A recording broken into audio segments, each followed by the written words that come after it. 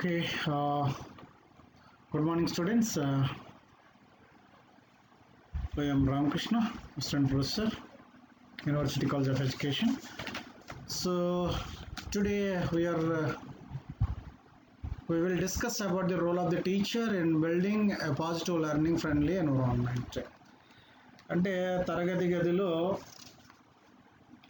అభ్యసన స్నేహపూరిత వాతావరణం అభివృద్ధిలో ఉపాధ్యాయుని పాత్ర అనేటువంటి విషయం గురించి, ఈ కాన్సెప్ట్ గురించి మనం కూడా డిస్కస్ చేద్దాం. ఆల్రెడీ ప్రీవియస్ క్లాసెస్లో మనం class room environment, learning friendly environment, characteristics of learning friendly environment, ఇవన్నీ మనం నేర్చుకున్నాం. సో ఇప్పుడు role of teachers in building a positive learning friendly environment అంటే ధనాత్మకమైనటువంటి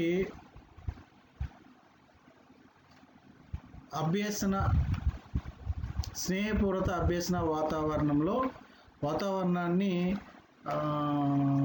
డెవలప్ చేయడంలో, నిర్మించడంలో టీచర్ యొక్క పాత్ర ఏంటి? సో ఎలా మనం ఈ పాజిటివ్ లెర్నింగ్ ఫ్రెండ్లీ ఎన్విరాన్మెంట్ని మనం ఎలా డెవలప్ చేయొచ్చు, ఎలా బిల్డ్ చేయొచ్చు? సో దాని గురించి మనం ఇప్పుడు కొన్ని పాయింట్స్ని మనం 1 by 1 డిస్కస్ చేద్దాం. So first point, the teacher should maintain good relationship with parents and students. మనకి పాజిటివ్ లెర్నింగ్ ఫ్రెండ్లీ ఎన్విరాన్మెంట్ కావాలి అనుకుంటే, డెఫినెట్గా దాన్ని మనం డెవలప్ చేయాలనుకుంటే టీచర్కి ముఖ్యంగా కావాల్సింది ఏంటంటే the teacher should maintain good relationship with parents and students. Students యొక్క పేరెంట్స్ తోటి, తల్లిదండ్రులతోటి, స్టూడెంట్స్ యొక్క తల్లిదండ్రులతోటి టీచరు మంచి సంబంధాలని కొనసాగించాలి, మంచి సంబంధాలను కలిగి ఉండాలి. The teacher should maintain good relationship with the parents and students. So కాబట్టి డెఫినెట్గా టీచర్ షుడ్ మెయింటైన్ అంటే ఎలాంటి ఇబ్బందికర పరిస్థితులైనా సరే డెఫినెట్గా టీచరు మెయింటైన్ చేయాలి. ఎవరితోటి మంచి రిలేషన్షిప్ మెయింటైన్ చేయాలి. ఎవరితోటి అంటే టీచర్ స్టూడెంట్స్ తోటి, మరియు స్టూడెంట్స్ యొక్క పేరెంట్స్ యొక్క పేరెంట్స్ తోటి కూడా మంచి రిలేషన్షిప్ని మెయింటైన్ చేస్తే so positive learning friendly environment అనేది డెవలప్ అవుతుంది. పేరెంట్స్ టీచర్స్కి బాగా సపోర్ట్గా ఉంటారు. సో టీచర్ బాగా అనుకున్నటువంటి ఆబ్జెక్టివ్స్ని పిల్లవాడికి బాగా రీచ్ అవ్వడానికి కావాల్సినటువంటి ఏర్పాట్లన్నీ చేసుకోవడానికి పేరెంట్స్ హెల్ప్ఫుల్గా ఉంటారు. కాబట్టి డెఫినెట్గా మంచి రిలేషన్షిప్ అనేది between the teacher should maintain good relationship with parents and students. విద్యార్థుల యొక్క తల్లిదండ్రులతోటి ఉపాధ్యాయుడు మంచి సంబంధాలని కలిగి ఉండాలి. ఇది ఫస్ట్ పాయింట్. సెకండ్ పాయింట్ వచ్చి the teacher should organise meetings with parents. జనరల్గా మనకి ఇప్పుడు కార్పొరేట్ స్కూల్స్లో పేరెంట్స్ మీటింగ్స్ వీక్లీ వన్స్ జరుగుతూ ఉంటాయి, లేదంటే అట్లీస్ట్ 15 days వన్స్ అని జరుగుతుంటాయి.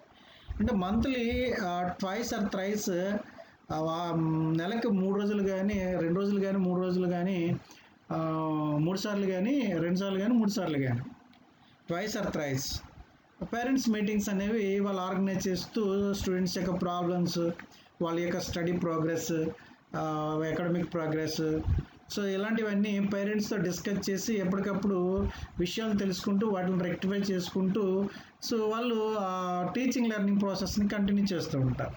సో గవర్నమెంట్ స్కూల్స్ వచ్చేసరికి మీటింగ్స్ మంత్లీ వన్స్ జరిగితే మనకి గ్రేటే.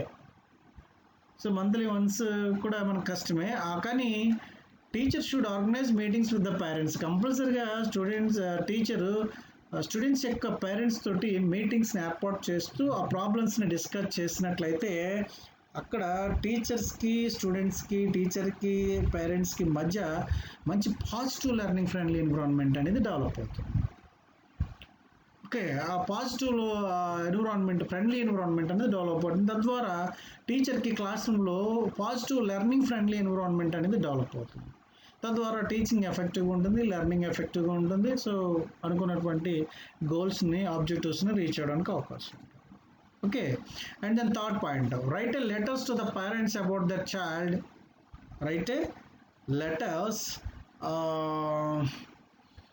The parents about that child. అంటే పిల్లవాడి కోసం టీచర్స్ అంటే స్కూల్ ఎప్పటికప్పుడు వాడి యొక్క ప్రోగ్రెస్ని, వాడి యొక్క పరిస్థితుల్ని, వాడి అకాడమిక్ ప్రోగ్రెస్ని తెలియజేస్తూ, వాడి మార్క్స్ని తెలియజేస్తూ ఎప్పటికప్పుడు వారికి లెటర్స్ రాస్తూ ఉండాలి. అలా రాసినట్లయితే గ్యాప్ అనేది టీచర్కి పేరెంట్స్కి మధ్య గ్యాప్ అనేది ఉండదు. సో వాళ్ళిద్దరి మధ్య మంచి అండర్స్టాండింగ్స్ ఉంటాయి. అప్పుడు స్టూడెంట్స్ని బాగా డెవలప్ చేయడానికి అవకాశం అనేది ఉంటుంది. అండ్ దెన్ ఫోర్త్ పాయింట్ వచ్చి take advices from counterparts. అంటే take advices from counterparts అంటే counterparts means colleagues. Colleagues యొక్క మీ సహ ఉపాధ్యాయుల యొక్క సలహాలని తీసుకుంటూ ఉండాలి. అలా తీసుకుంటూ ఉన్నట్లయితే స్టూడెంట్స్ ప్రాబ్లమ్స్ తెలుస్తాయి, స్టూడెంట్స్ గురించి మనం తెలుసుకోవడానికి అవకాశం ఉంటుంది. సో తద్వారా మంచి పాజిటివ్ లెర్నింగ్ ఫ్రెండ్లీ ఎన్విరాన్మెంట్ని అక్కడ డెవలప్ చేయడానికి అవకాశం ఉంటుంది. అండ్ దెన్ నెక్స్ట్ వన్ వచ్చి teacher should treat the students with affectionate. Teacher డెఫినెట్గా స్టూడెంట్స్ని ఒక అఫెక్షనేట్గా ట్రీట్ చేయాలి, ఒక ఆప్యాయతగా, ప్రేమగా. ఓకే, పిల్లల్ని అలా ట్రీట్ చేసేటప్పుడు పిల్లల్ని ఏం లేదండి, ఒక విషయం మనం బాగా గుర్తుపెట్టుకోవాల్సిన విషయం ఏంటంటే స్టూడెంట్స్ని అఫెక్షనేట్గా చూస్తే, ప్రేమ ఆప్యాయతలతో చూస్తే, సో డెఫినెట్గా మనం చెప్పినటువంటి పని, మనం చెప్పినటువంటి వర్క్ డెఫినెట్గా పిల్లవాడు ఏకాగ్రత చేస్తాడు, మంచి రిజల్ట్ అనేది వస్తుంది. మనం భయపెట్టకుండా మనం అఫెక్షనేట్గా చేస్తే. సో కాబట్టి teacher should treat the students with affectionate. ఎప్పుడు కూడా స్టూడెంట్స్ని అఫెక్షనేట్గా ట్రీట్ చేయవలసినటువంటి అవసరం ఉంటుంది. అప్పుడే పాజిటివ్ లెర్నింగ్ ఫ్రెండ్లీ ఎన్విరాన్మెంట్ అనేది ఏర్పడుతుంది. And then teacher should try to understand the students problems. So బేసిక్గా ఫస్ట్ మనం టీచింగ్ కంటే ముందు క్లాస్ రూమ్లోకి వెళ్ళిన తర్వాత ఇమ్మీడియట్గా మనం ఏం చేస్తామంటే ఏదో ప్రిపేర్ అవుతాం, అదేదో చెప్పే వచ్చేయాలని ఆతృతలో ఉంటాం మనం ముఖ్యంగా. కానీ అది ముఖ్యం కాదు, అది సెకండరీ. ఫస్ట్ మనం తెలుసుకోవాల్సింది ఏంటంటే the teacher should try to understand the students ప్రాబ్లమ్స్ని అర్థం చేసుకోవాలి. స్టూడెంట్స్ యొక్క ప్రాబ్లమ్స్ని ఎందుకు అర్థం చేసుకోవాలంటే క్లాస్ రూమ్లో ఒక 50 మెంబర్స్ ఉంటే 50 మెంబర్స్ డిఫరెంట్ మెంటాలిటీ కలిగి ఉంటారు, డిఫరెంట్ ప్రాబ్లమ్స్తో ఉంటారు. సో ఆ ప్రాబ్లమ్స్ ఏంటో మనం తెలుసుకోగలిగితే డెఫినెట్గా వాళ్ళు కొంచెం రిలాక్సేషన్, అంటే కొంచెం రిలాక్స్గా వాడు ఫీల్ అవ్వడానికి, ఆ ప్రాబ్లం తెలుసుకుని వాడితో మాట్లాడితే కొంచెం రిలాక్స్గా ఫీల్ అవుతాడు, డెఫినెట్గా వాడు లెసన్ వినడానికి అవకాశం ఉంటుంది. సో కాబట్టి the teachers should try to understand the students problems. And then teacher makes an arrangement to the students what they want. స్టూడెంట్స్కి ఏవైతే కావాలో, ఏవైతే అవసరాలు ఉన్నాయో వాటన్నిటిని మనం వాడికి అరేంజ్ చేసి పెట్టాలి. ఎక్కడ? క్లాస్ రూమ్లో. సో స్కూల్ బయటికి వెళ్ళిన తర్వాత మనకు సంబంధం లేదు, కానీ స్కూల్లో ఉన్నంత వరకు, క్లాస్ రూమ్లో ఉన్నంత వరకు వాడికి వాట్ దే వాంట్, వాళ్ళకి ఏం కావాలో అవి మనం వాళ్ళకి క్లాస్ రూమ్లో ప్రొవైడ్ చేయవలసినటువంటి అవసరం ఉంటుంది. సో డెఫినెట్గా మనం వాళ్ళకి అది ప్రొవైడ్ చేయగలిగితే వాడు హ్యాపీగా ఫీల్ అవ్వడానికి అవకాశం అనేది ఉంటుంది. సో కాబట్టి the teacher makes an arrangements to the students what they want. Okay, and then to give freedom to the students to do small projects. ముఖ్యమైన విషయం ఏంటంటే పిల్లలకి మనం ఎప్పుడు కూడా ఏదో టీచేసి ఏదో చెప్పేద్దాం అని వాళ్ళని ఇబ్బంది పెట్టేటటువంటి కార్యక్రమాలు తప్ప, స్టూడెంట్స్కి ఒక ఫ్రీడమ్ ఇచ్చి వాళ్ళ చేత కొన్ని ప్రాజెక్ట్ చేద్దాం, వాళ్ళు క్రియేటివిటీని డెవలప్ చేద్దాం అనేటువంటి ఆలోచన, అటువంటి ఎడ్యుకేషన్ సిస్టమ్ మనకు లేదు.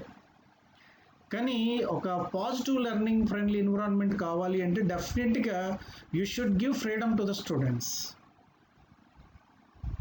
For what? To do small project. అంటే చిన్న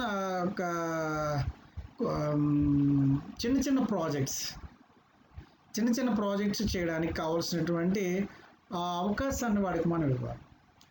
సో చిన్న ప్రాజెక్టులు చేయడానికి కావాల్సిన అవకాశం వాడికి ఇస్తే డెఫినెట్గా వాడు బాగా ఆ ప్రాజెక్ట్స్లో ఇన్వాల్వ్ అవుతాడు, ప్రాజెక్ట్స్ని బాగా అర్థం చేసుకుంటాడు, బాగా నాలెడ్జ్ని గెయిన్ చేయడానికి అవకాశం ఉంటుంది, వాళ్ళు క్రియేటివిటీ డెవలప్ అవ్వడానికి అవకాశం.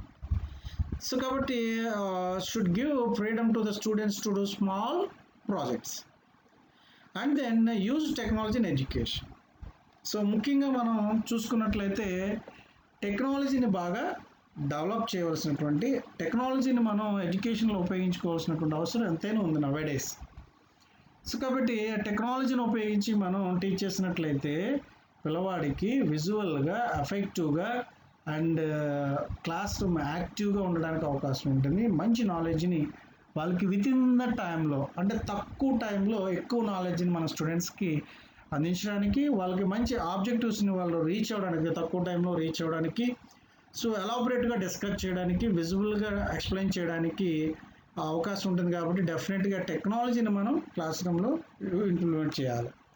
సో అట్లా చేసినట్లయితే డెఫినెట్గా మనం ఒక పాజిటివ్ లెర్నింగ్ ఫ్రెండ్లీ ఎన్విరాన్మెంట్ని క్లాస్ రూమ్లో డిస్కస్ చేయడానికి అవకాశం అనేది ఉంటుంది. సో కాబట్టి డెఫినెట్గా ఇది చాలా ముఖ్యమైనదిగా మనం చెప్పవచ్చు. ఈ పాయింట్స్ అన్నింటినీ కూడా ఇవి డెఫినెట్గా ఈ దృష్టిలో పెట్టుకుని ఇవన్నీ కూడా మనం ఫాలో అవుతే డెఫినెట్గా ఒక పాజిటివ్ లెర్నింగ్ ఫ్రెండ్లీ ఎన్విరాన్మెంట్ని క్లాస్ రూమ్లో క్రియేట్ చేయడానికి అవకాశం అనేది ఉంటుంది. సో కాబట్టి డెఫినెట్గా ఇది ముఖ్యమైన విషయంగా మనం చెప్పచ్చు. And then inclusive education.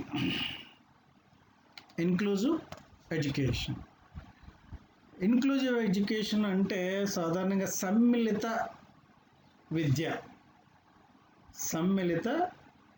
విద్య అని మనం అంటాం. ఈ సమ్మిళిత విద్య అంటే అర్థం ఏంటంటే, సమ్మిళితము అంటే అర్థం ఏంటంటే ఒకే కేటగిరీ. అంటే ఇక్కడ మనం ఏం చెప్పొచ్చు అంటే, జనరల్గా ఇక్కడ మనం ఎక్సెప్షనల్ చిల్డ్రన్స్ అని కొంతమంది ఉంటారు. ప్రత్యేక అవసరాలు కలిగినటువంటి స్పెషల్ ఎడ్యుకేషన్ అనేది ఒకటి ఉంటుంది మనకి. మీరు బీఈడి ఇప్పుడు జనరల్ మీరు కోర్స్ చదువుతున్నారు, స్పెషల్ ఎడ్యుకేషన్ అని స్పెషల్ బీఎడ్ అని కూడా ఉంటుంది. అందులో స్పెషల్గా అంటే డిఫరెంట్ కేటగిరీ స్టూడెంట్స్కి మనం టీచ్ చేయడం ఎలాగనేది మనం చూస్తాం. సో కాబట్టి ఇక్కడ inclusive education is nothing but all different category students are studying in one class is called inclusive education. ఇక్కడ చూడండి, all different category students are studying in one class. ఒకే క్లాసులో వివిధ రకాలకు చెందినటువంటి, వివిధ తరగతులకు చెందినటువంటి విద్యార్థులందరూ ఒకే క్లాస్ రూమ్లో చదవడానికి అవకాశం ఉండేటటువంటి విధానాన్ని ఇన్క్లూజివ్ ఎడ్యుకేషన్ అంటారు. ఓకే, అంటే different category students are studying in one class. Different category అనేటప్పటికీ మనకి ఎవరెవరు ఈ డిఫరెంట్ కేటగిరీలోకి వస్తారు అనేది మనం చూడాలి. సో ఎవరెవరు డిఫరెంట్ కేటగిరీలోకి వస్తారు అంటే ముఖ్యంగా మనం చూసుకున్నట్లయితే all different category students are studying in one class is called inclusive education. Is it clear? Yes. వివిధ రకాలైనటువంటి వివిధ కేటగిరీలకు సంబంధించినటువంటి విద్యార్థులు అందరూ కలిపి ఒకే తరగతి గదిలో అభ్యసించడానికి అవకాశం కల్పించినట్లయితే దాన్ని ఇన్క్లూజివ్ ఎడ్యుకేషన్ అంటాం. ఓకే, సో ఇక్కడ inclusive does include children. Inclusive does include children with disabilities అంటే డిజేబుల్డ్ చిల్డ్రన్స్ మనకు తెలుసు. డిజేబుల్డ్ చిల్డ్రన్స్ అంటే మనకి కళ్ళు, అదే చెవులు, తర్వాత మాటలు రాని వాళ్ళు, చూడలేని వాళ్ళు, వినలేని వాళ్ళు, హ్యాండిక్యాప్డ్స్, ఇంకా మైల్డ్గా ఉన్న వీళ్ళందరూ కూడా డిజేబుల్డ్ పర్సన్స్ అన్నమాట.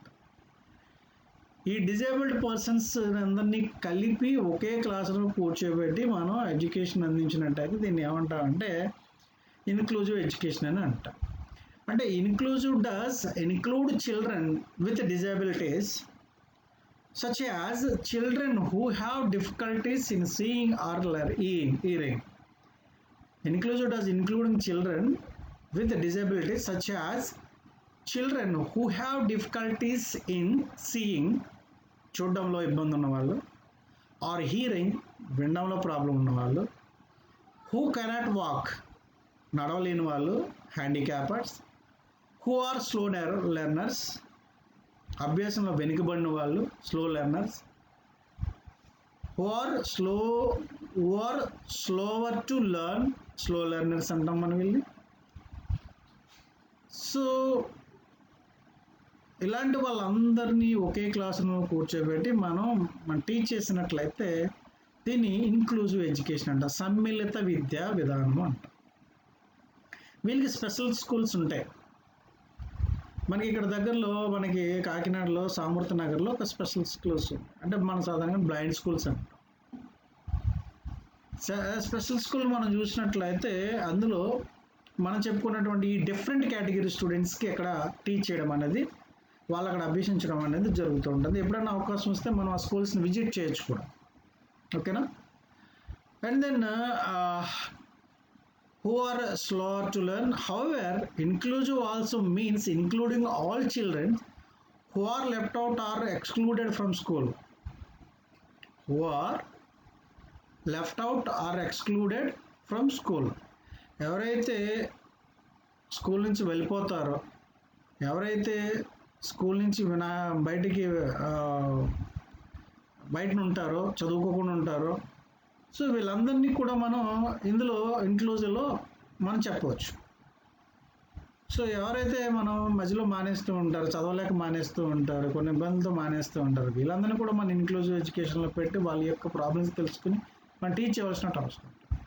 These students may not speak the language in the classroom. వీళ్ళు సరిగా మాట్లాడలేరు. Dropping out because they are sick. Health బాగోక సిక్ అయిపోయి డ్రాప్అవుట్ అయిపోతారు, మధ్యలో మానేస్తూ ఉంటారు. హంగ్రీ, ఆకలితో కొంతమంది మానేస్తూ ఉంటారు. ఆర్ నాట్ అచీవింగ్ వెల్, అనుకున్నటువంటి అచీవ్మెంట్స్ని రీచ్ అవ్వలేనప్పుడు, ప్రోగ్రెస్ సరిగా లేనప్పుడు వాళ్ళు డ్రాప్ అయిపోతూ ఉంటారు. They belong to a difficult religion or caste. They are all studying one school, one class is called inclusive. ఎవరైతే మతపరంగాను, ఎవరైతే కులపరంగాను ఇబ్బందులు పడుతూ ఉంటారో వీళ్ళందరికీ అవకాశం కల్పించి వీళ్ళందరినీ ఒకే చోట మనం విద్యను అందించినట్లయితే దాన్ని ఏమంటామంటే ఇన్క్లూజివ్ ఎడ్యుకేషన్ అని మనం చెప్పవచ్చు. సో ఇది ఇన్క్లూజివ్ యొక్క క్లాస్ రూమ్ ఎన్విరాన్మెంట్, అదే క్లాస్ రూమ్ ఇన్క్లూజివ్ కాన్సెప్ట్స్ గురించి మనం తెలుసుకున్నాం. సో ఇది ఇన్క్లూజివ్ ఎడ్యుకేషన్. డెఫినెట్గా మనం గుర్తుపెట్టుకోవాల్సినటువంటి విషయాలు ఏంటంటే, క్లాస్ రూమ్లో టీచింగ్ లెర్నింగ్ ప్రాసెస్ అనేది ఎఫెక్టివ్గా జరగాలి అంటే, క్లాస్ రూమ్లో టీచింగ్ లెర్నింగ్ ప్రాసెస్ అనేది ఒక కాంప్రహెన్సివ్గా జరగాలి అంటే, డెఫినెట్గా ఒక అర్థవంతంగా జరగాలి అంటే డెఫినెట్గా ఒక లెర్నింగ్ ఫ్రెండ్లీ ఎన్విరాన్మెంట్ అనేది ఉండాలి. ప్రతి స్టూడెంట్స్ వారి యొక్క అవసరాలను, వాళ్ళ ప్రాబ్లమ్స్ని తెలుసుకోవాలి. సో వాళ్ళ ప్రాబ్లమ్స్ తగ్గట్టుగా మనం టీచింగ్ మెథడ్స్ని డిసైడ్ చేసుకోవాలి. వాళ్ళ స్థాయికి దిగి మనం బోధించాలి. ఇలాంటివి చేసినట్లయితేనే డెఫినెట్గా అక్కడ మంచి బోధన అభ్యాసన జరగడానికి అవకాశం ఉంటుంది. అనుకున్నటువంటి ఆబ్జెక్టివ్స్ని రీచ్ అవ్వడానికి అవకాశం అనేది ఉంటుంది. సో కాబట్టి ఇది ముఖ్యమైనదిగా మనం చెప్పవచ్చు. ఓకేనా? సో ఈ క్లాస్ని మరి అందరితోటి మనం ముగిద్దాం. సో నెక్స్ట్ క్లాస్లో మళ్ళీ వేరే కాన్సెప్ట్స్ బట్టి మళ్ళీ మనం కలుసుకుందాం. ఓకేనా?